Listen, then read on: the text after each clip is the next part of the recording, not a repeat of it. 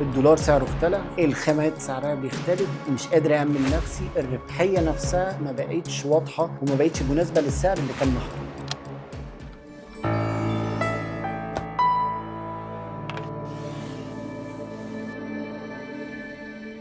انا مش عارف اسعر ازاي، امشي على انهي تسعير. التسعير مشكله كبيره طول ما انت ما عندكش استراتيجي ليها، طول ما انت رد فعل للسوق، رد فعل للظروف، طول ما انت مش متحكم في طريقه تسعيرك. براند زي زبتر قدر ان هو يسعر باسعار مختلفه خالص عن السوق، مختلفه عن طبيعه السوق، واختار الفئه المستهدفه. طول ما الفئه المستهدفه اللي انت بتسعر لها فئة واضحة ليك، واضح ليها ازاي هتنفذ، واضح ليها فايدة وقيمة البراند وقيمة البرودكتس والسيرفيسز اللي بتتقدم، طول ما هيفضل فيه سيلز بتاعنا وبروفيت بيزيد. عشان تقدر توصل انك ما تأثرش بمتغيرات السوق، محتاج تكون انت اللي سايق مش السوق هو اللي سايق. وعشان انت تسوق محتاج ان انت تبني البراند القوي اللي العملاء هم اللي عايزين يرتبطوا بيه، عشان تقدر تعمل برايسنج استراتيجي مختلفة فيها تميز